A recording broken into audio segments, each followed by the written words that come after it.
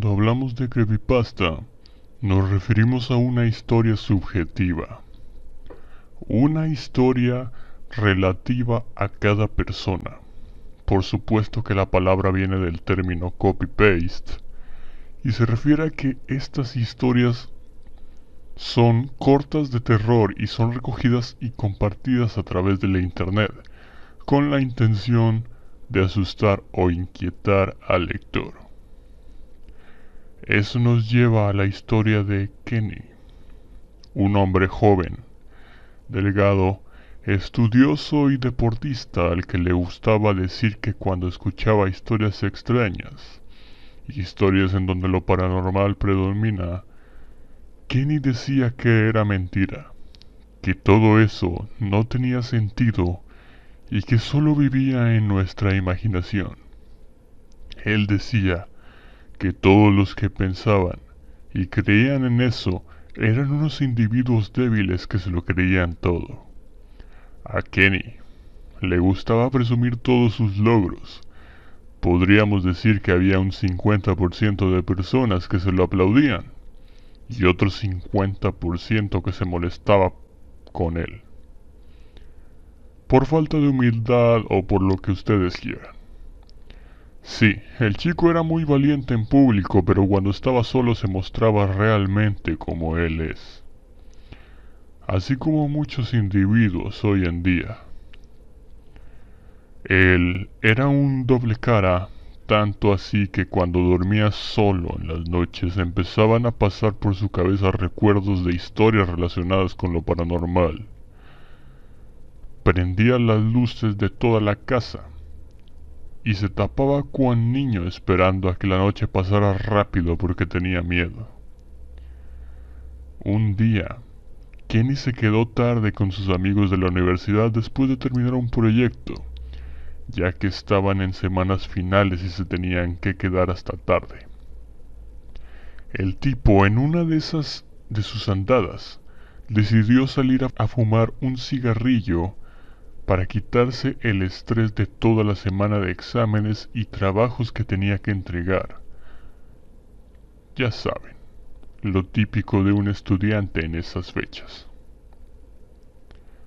La universidad en la que estudiaba no era precisamente la mejor ubicada, ni la más cercana a su casa. Estaba rodeada de montañas y bosques. En su camino a alejarse lo más posible de las aulas, ya que no estaba permitido fumar, el tipo decidió adentrarse en una parte en la que se veía solitario. Era un arroyo que estaba cerca de un camino que conectaba con la universidad. El lugar era muy sucio, motivo de que había bastante basura y escombros en el piso. En una de sus miradas por no pisar nada raro encontró un VHS, algo que para la época ya no se usa, pero que le llamó mucho la atención, ya que la cinta, que normalmente es donde se pone el título del film, ponía en letras rojas creepypasta.exe. El chico lo recogió y decidió regresar a mostrárselo a sus amigos, los cuales se sorprendieron mucho. Los chicos no eran mucho de navegar por internet, ya que no conocían a lo que se refería el término creepypasta, pero supusieron que lo mejor sería verlo en casa de alguien para quitarse la curiosidad de encima. Le dijeron a Kenny que lo conservara para que el siguiente día lo vieran juntos en su casa, ya que ese día era tarde y ya todos se querían ir a sus casas. De igual manera, el día siguiente se reunirían en la casa del chico para estudiar y aprovecharían para verlo. Esa misma noche, al llegar a su casa, lo mató la curiosidad, así que preparó su DVD que aún tenía lector de VHS. Claro, estaba polvoriento y viejo, pero aún funcionaba. Lo dejó todo listo, pero él no estaba loco como para verlo solo, ya que le causaba conflicto e incomodidad. Así que solo dejó todo preparado y dejó el VHS al lado del DVD. Y se fue a la cama. Esa noche, para su mala fortuna, le tocó una de esas noches en las que su mente le hizo una mala jugada y tuvo pesadillas. Eran sueños. Sueños de esos que son tan reales que no sabes distinguir si es un sueño o no. De esos en los que sientes todo, como si fuera tan real, y esos en los que no te puedes despertar por ti mismo ya que en el sueño tú crees que es real. Para su mala fortuna, sus padres no se encontraban en su casa aquella noche. No había quien lo auxiliara. El chico llegó a tener alrededor de 60 pesadillas diferentes. La noche se le hacía eterna. Lo peor es que, pesadilla tras pesadilla, no ocurrían generalmente cosas muy agradables. Digo, por algo es una pesadilla. Por ejemplo, en una de ellas, alguien con una máscara de una persona no muy agradable para la vista, dentro de un cuarto totalmente oscuro, lo tenía amarrado a una silla y lo usaba como conejillo de indias para probar a sus métodos de tortura, haciendo ver como si estuviera tratando de averiguar cuánto dolor puede soportar un humano con experimentos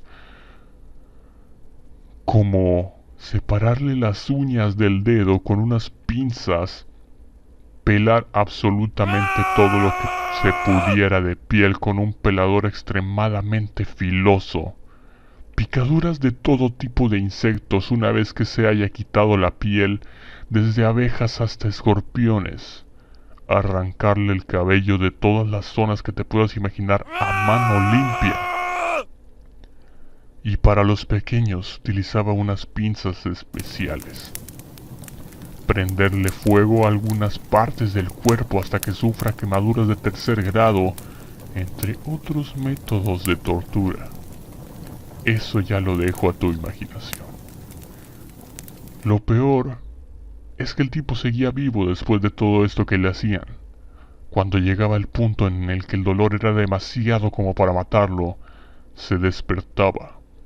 Pero no del sueño. Creía que se despertaba, pero en realidad él seguía dormido. ¿Cómo explicarlo?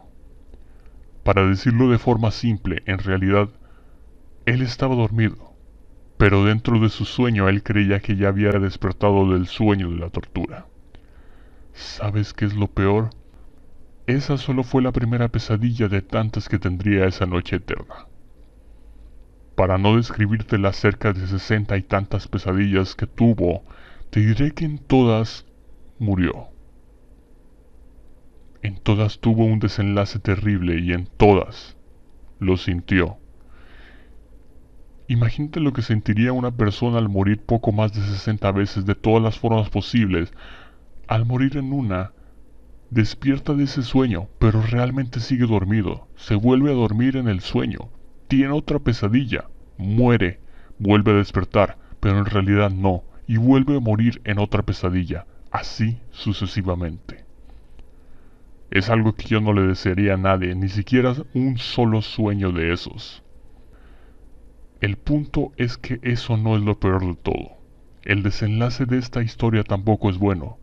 Cerca de la pesadilla 66, su dolor fue tan repetitivo y las muertes, aunque diferentes, eran identificables, él empezaba a sentir que podría haber una posibilidad de salvarse, que tal vez eso rompería la cadena. Para este punto él ya estaba consciente de que lo que estaba viviendo no podría ser real, ya que recordaba que había muerto de diferentes formas, así que supuso que sobrevivir podría romper la cadena y librarse. Pero no. La siguiente pesadilla no fue una como las demás. Esta fue diferente. Se encontraba en un salón totalmente blanco. No había fondo ni paredes. Todo era blanco. Y solo había un sillón, una televisión conectada a un DVD la cual estaba encendida, pero se veía a lo lejos. Intentaba llegar, pero el camino parecía eterno. Él caminaba entre susurros y susurros que decían: "You are the next". Tú eres el siguiente. De repente y sin previo aviso, En un parpadeo llegó a donde estaba la televisión, y él ya estaba sentado. Fue como si fuera una teletransportación. No se podía mover. Esa típica sensación que suelen describir las personas que dicen que se les sube el muerto. Bueno, era algo así. Subió lentamente la mirada para observar lo que había en la televisión. Y oh, sorpresa. En la televisión se observaba de espaldas a un joven que parecía estar dormido. El joven estaba frente a un televisor que mostraba en la pantalla creepypasta.exe. La razón por la que hablo en pasado de este chico es porque jamás se volvió a saber de él. Todo por un video. Todo por ver un video, el cual se titulaba simplemente creepypasta.exe.